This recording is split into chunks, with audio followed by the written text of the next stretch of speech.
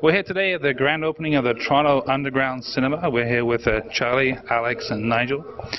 And you guys are formerly involved with the Bloor Cinema, and we're down here at your new venture. Can you talk a little bit about why you opened Toronto Underground Cinema and what brought you here, and how you managed to acquire a theater?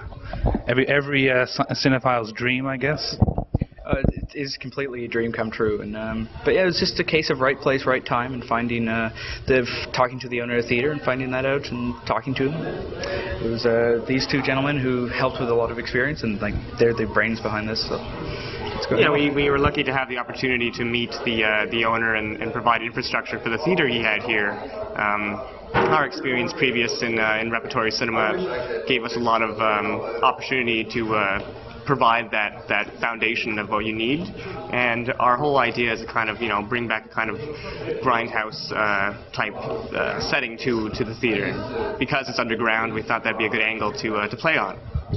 Now, this Golden Classics was the old name of the theater. I don't know, when was the last time this place was actually showing films? It's been quite some time. It was last properly running in '95 as the Golden Classics, and since then it hasn't really operated at all, except for like a few minor kind of rentals here or there, but not really properly running film. Like, we had to spend a lot of time, a lot of energy, a lot of money getting the projectors on their feet so we could be sure to be showing 35 tonight, because we would accept nothing less. Yeah, so DVDs are all well and good, but it has to be 35. Yeah, and that's a big part of kind of what we think makes kind of these experiences special, right? Anyone can watch a DVD, anyone can throw a DVD up even on a screen, right?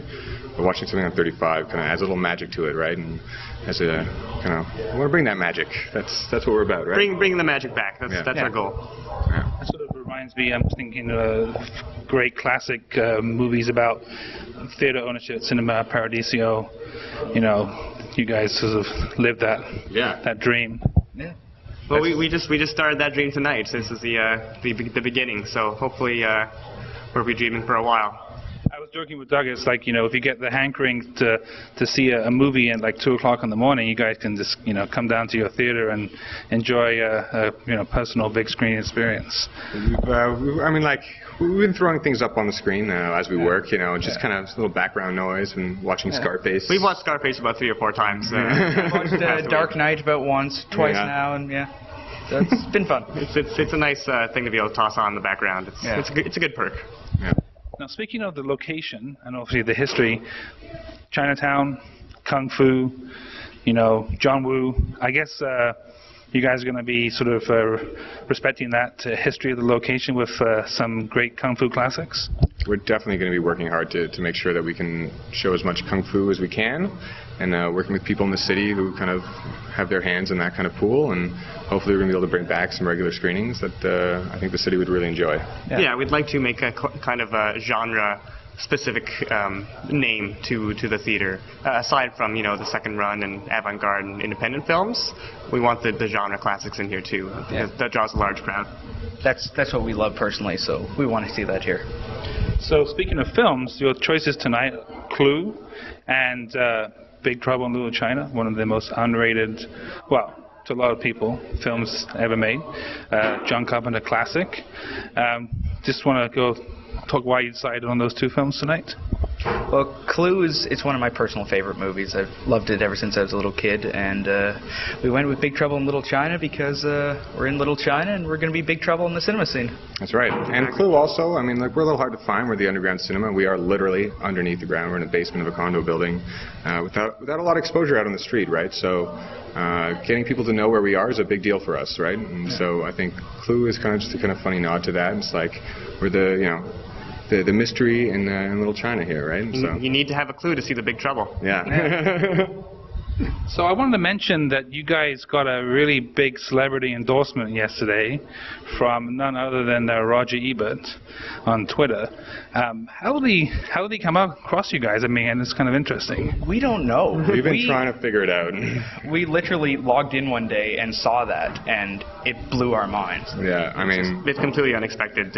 How Roger could find out about it is just a testament to the power of the internet. Yeah. My theory is somehow did Did Edgar Wright tweet it or somebody sent him a message about Kevin it? Smith tweeted about it. Kevin, I'm assuming Roger must follow him, you know, the connections. Yeah. Kevin tweeted it like a couple weeks ago, though. Yeah. So there was like a big gap. I mean, like, you know, the Twitter crowd, I don't think has much of an extended memory.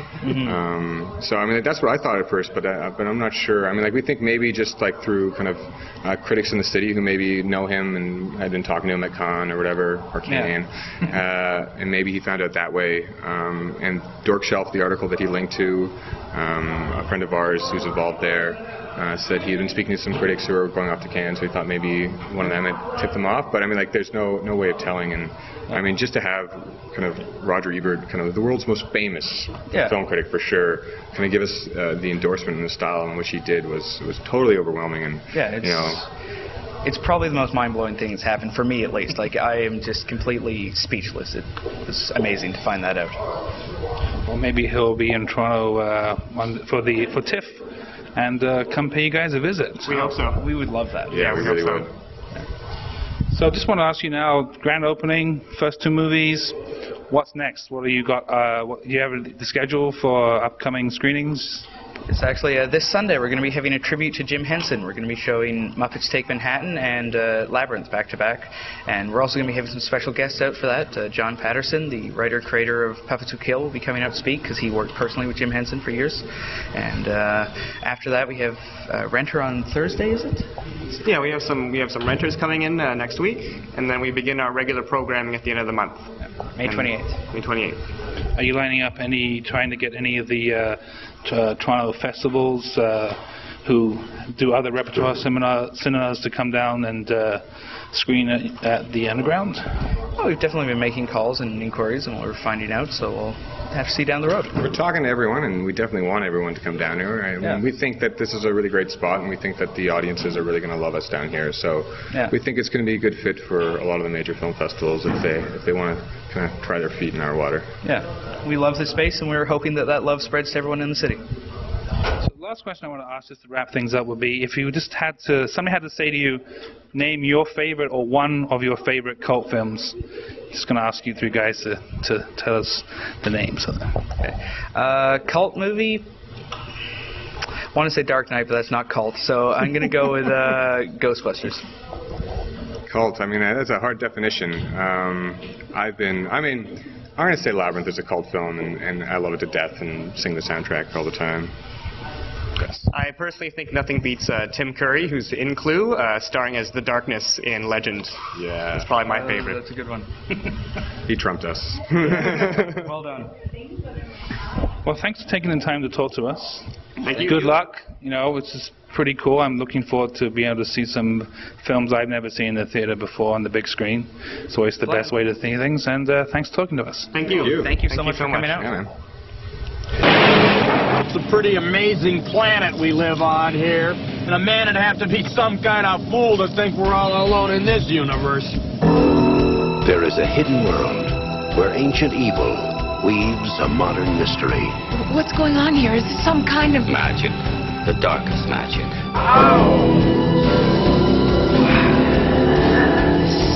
They call it Little China. Finally, we shall bring order out of chaos.